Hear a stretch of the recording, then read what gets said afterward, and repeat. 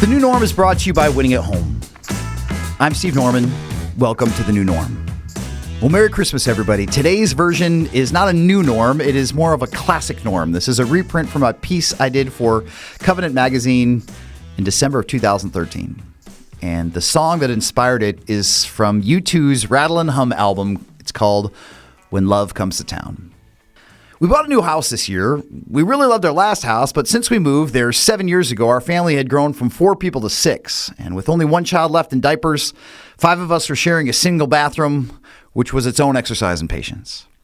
And when we put our old house on the market, we were excited about the prospect of moving, but the challenge of finding the right house was overwhelming. And I remember sitting down with my wife, Kelly, and our realtor, Roger. Roger opened up the local real estate listing database and began his litany of questions. What neighborhoods or zip codes are you looking for? What kind of schools do you want for your kids? How many bedrooms do you need? How many baths? How old or new would you like the house to be? What style of home? What size lot? What's your price range? Many of these were questions I hadn't even considered yet, but we gradually narrowed down the list of options from thousands to hundreds to a few dozen. And the exciting part was actually walking through the homes to get a feel for what they were really like. The truth is, some homes look spectacular on paper, but as soon as we parked in the front of them, something didn't feel right. Why? Because it's not until you're standing in front of the house that you can see it in its context, that you get a feel for the neighborhood itself. At the end of the day, when you move into a new place, you're not simply buying a residence, you're buying a stake in a neighborhood. And later I found out as we were checking out our potential communities, our potential neighbors were screening us from their kitchen windows and back porches as well. Most people know both the joy of having great neighbors and the challenge of others who are, well, not so neighborly. What does any of this have to do with Christmas? Well, John 1:14 tells us, "The Word became flesh and made his dwelling among us. We have seen his glory, the glory of the one and only Son who came from the Father, full of grace and truth." Eugene Peterson frames it this way: "The Word became flesh and blood and moved into the neighborhood." The band U2 performed a song with blues legend B.B. King on their 1988 album Rattle and Hum entitled When Love Comes to Town.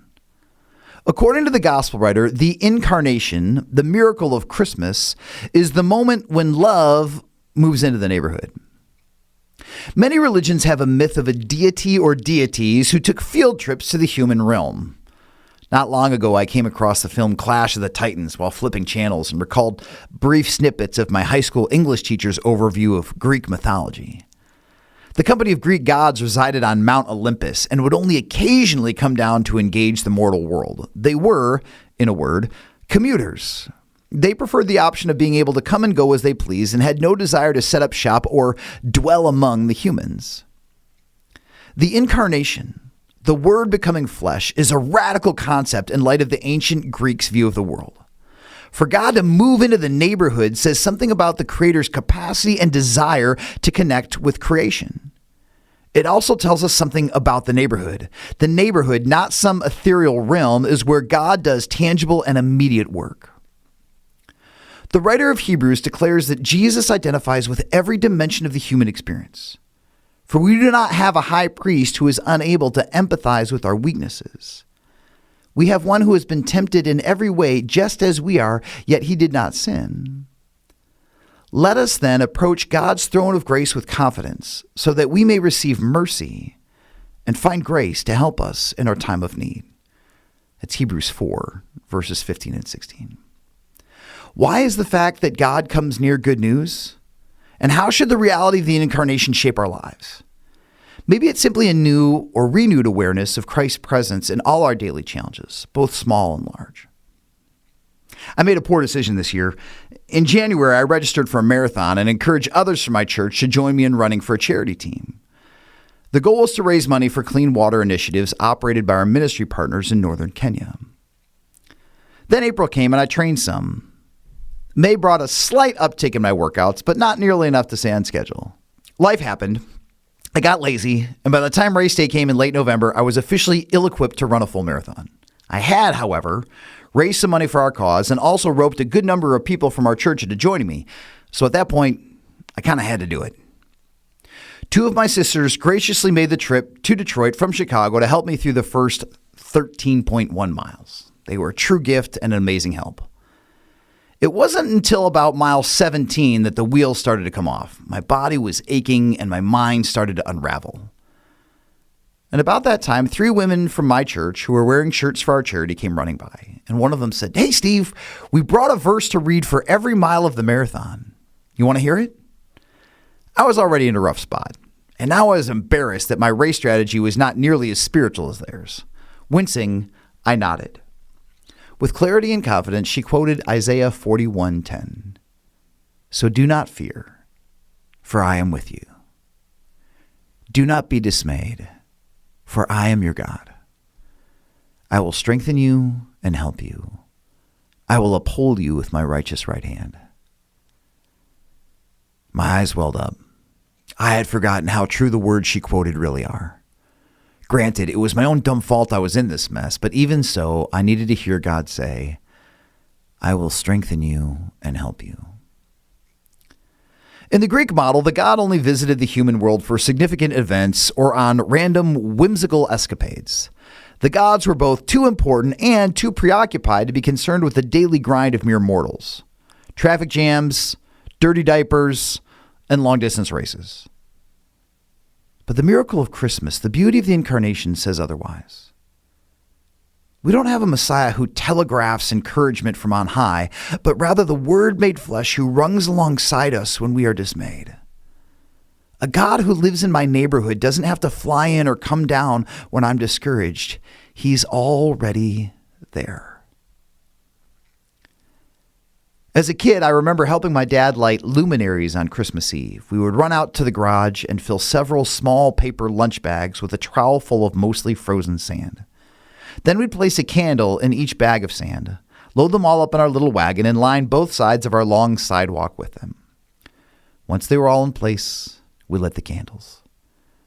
And many of our neighbors did the same. And by the time I went to bed on Christmas Eve, it felt like the whole street was ablaze with light. I wasn't sure whether we were lighting a landing strip for Santa's sleigh or welcoming the Christ child to our brick colonial home, but I vividly remember the light cutting the darkness like a razor. It's easy to forget on the days that aren't Christmas that Christ offers to do the same for us every day. The other evening was a bad one for me. I was more stressed than I wanted to be, short with my children, and impatient with my ever-loyal and incredible wife. Depressed and disappointed with myself, I retreated to our basement guest room to be alone and decompress. And there in the dark, my 4-year-old son crawled onto the bed next to me. And after a few moments of shared silence, he quietly began to sing one single line. "This little light of mine, I'm gonna let it shine." There was more silence before. "Don't let Satan blow it out. I'm gonna let it shine." And then quiet again. And ever so gently, "Hide it under a bushel. No, I'm gonna let it shine." And the voice of my son, the light of this Word made flesh, was breaking through. I'm not one to spend a lot of time focusing on the nature or presence of evil. That said, Jesus would not have commanded us to pray, "Lead us not into temptation, but deliver us from the evil one," if there were not, in fact, evil from which we needed to be delivered. Whether we're struggling with literal demons or simply our personal ones, the darkness can be very real indeed. Jesus' desire to live in our neighborhood and step into the shadows we often stumble into is yet another evidence of his transcendent grace. When Jesus moved into the ancient town of Capernaum on the edge of the Sea of Galilee, his neighbors felt a spiritual sunrise emerge from the chaos. The scriptures say, when Jesus heard that John had been put in prison, he withdrew to Galilee. Leaving Nazareth, he went and lived in Capernaum, which was by the lake in the area of Zebulun and Naphtali, to fulfill which was said through the prophet Isaiah.